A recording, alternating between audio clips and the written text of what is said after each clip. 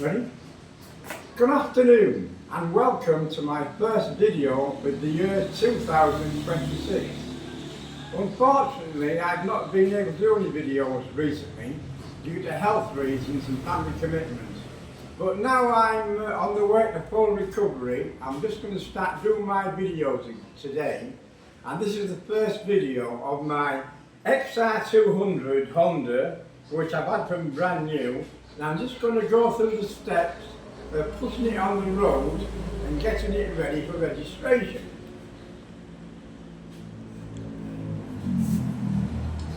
So firstly, this is the bike. It's a 2012 Honda XR200. I bought it brand new and it's only done 2,631 kilometres.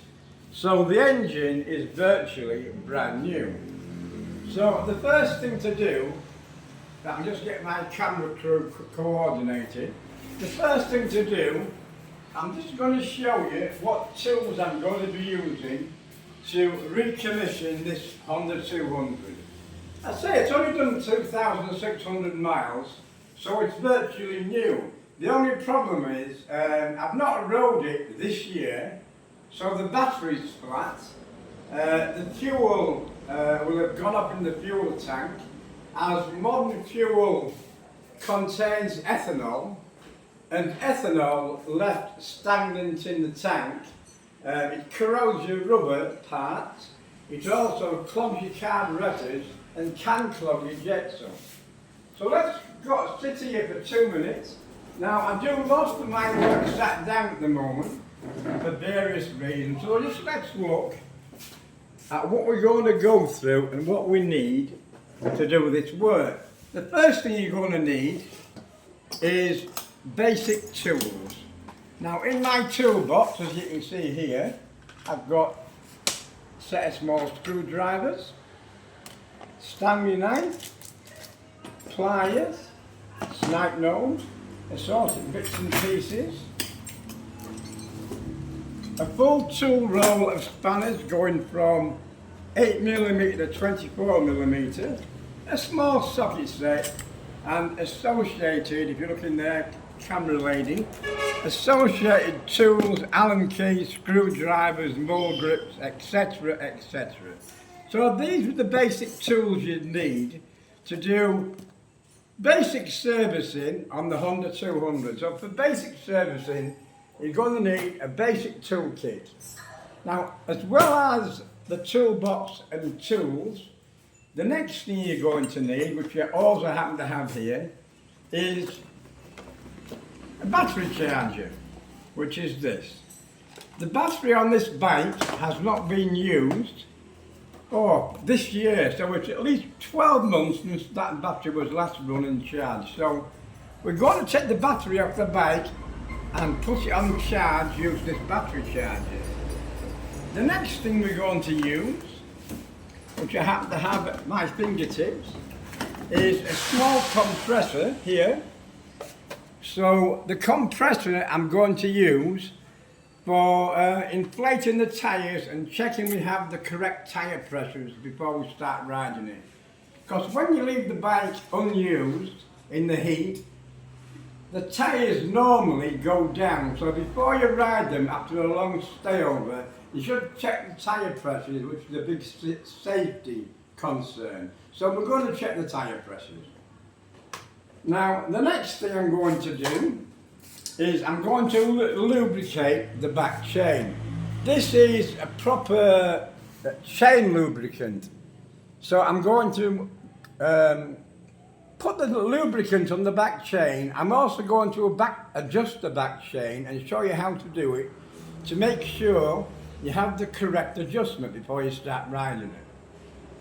Now last but not least on my tool list is a container.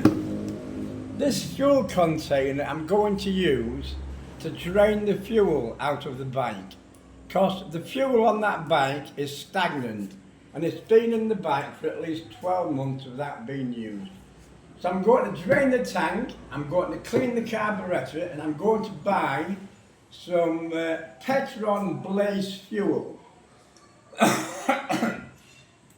Now Petron Blaze doesn't have any ethanol in it, so it's a lot better to run your bike on. So that's the last thing I'm going to do.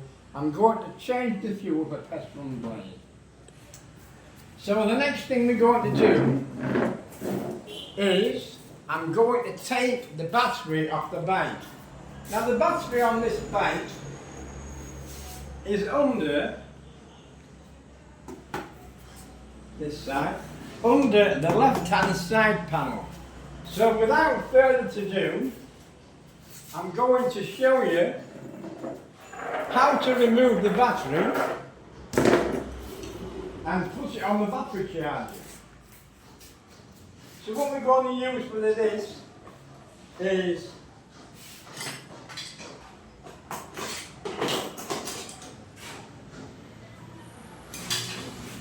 we have some screwdrivers and also a small socket set. So what we need to do, but before we start, the main thing I haven't done is put my glasses on so I can see what I'm going to do. Where did you put your glasses?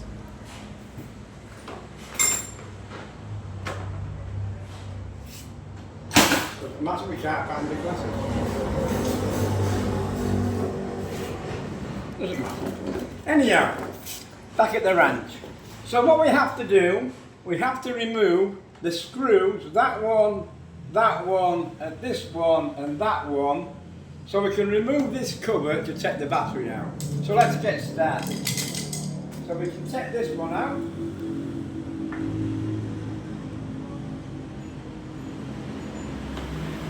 Just put it in here for safekeeping, and don't lose it.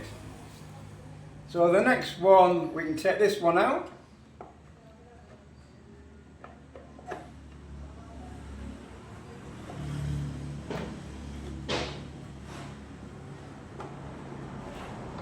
There's only 4 screws hold these on. They're only fiberglass covers, so plastic. So you have to be careful with them. Don't throw them about or you'll break them. And I do know that they're nearly out of stock with Honda.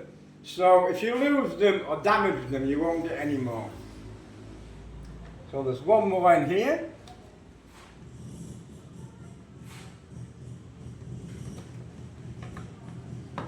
And there's one more somewhere in here in the centre.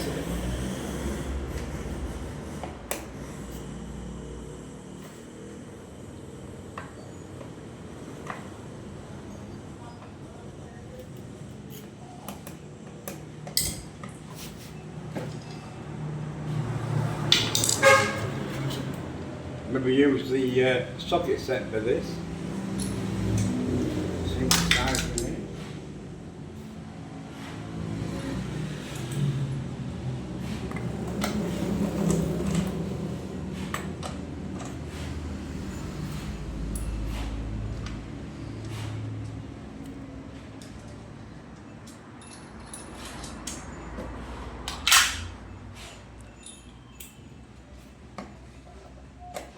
There we go.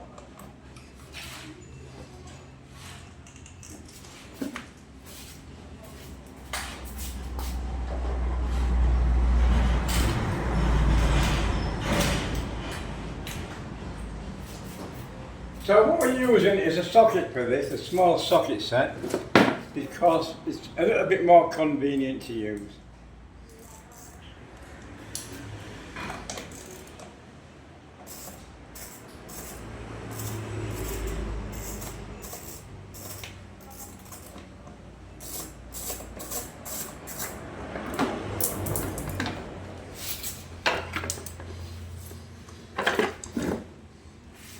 So that is the side cover removed. So we just put the side cover safely underneath there so we can't stand on it and break it. So now when you look underneath here, this is the air cleaner assembly. If need be, you can remove this and wash it out in petrol to clean it.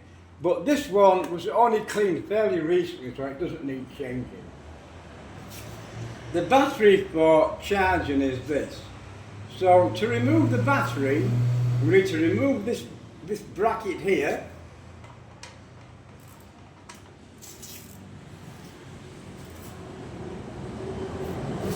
Where did I put them sockets?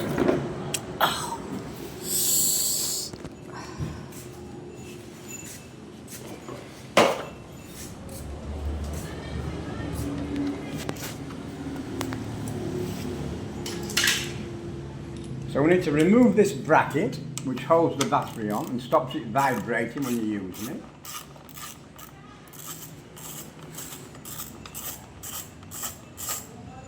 That's one screw. And here is the other screw we're going to take out. Now be careful that you don't lose any parts when you're taking these parts off. So try and store them somewhere safe, or put them back on after you remove the battery, then you can't lose them. So we'll just put that there on the floor at the moment while we take the battery out. So this is the battery we're going to remove. So this is the battery. Now the battery is still connected electrically by this positive lead and this negative lead.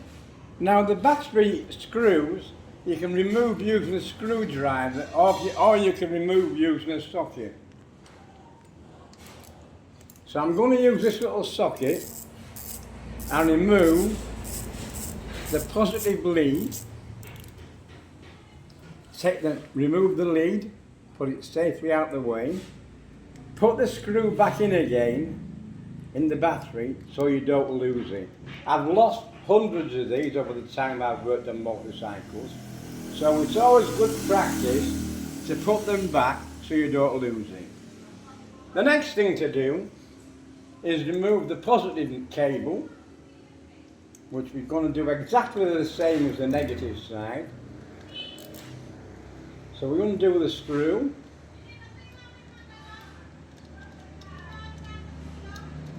Like so. Remove the cable, being careful not to lose anything. Put the screw back in again and tighten it so we can't lose anything. Right, that's the battery ready for removing. So now we're going to remove the battery and just stand on the floor temporarily. The next thing we're going to do is put this bracket back so we don't lose it. So we're just going to temporarily put this bracket back. It's always good practice to put things back, then you don't lose them.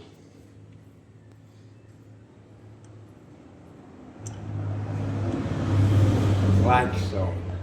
Because if you leave them loose, somebody will be cleaning with a brush and sweep your screws away, and the next thing you know, you've got no bracket and you've got no screws. So that's the bracket back on safely so we don't lose them.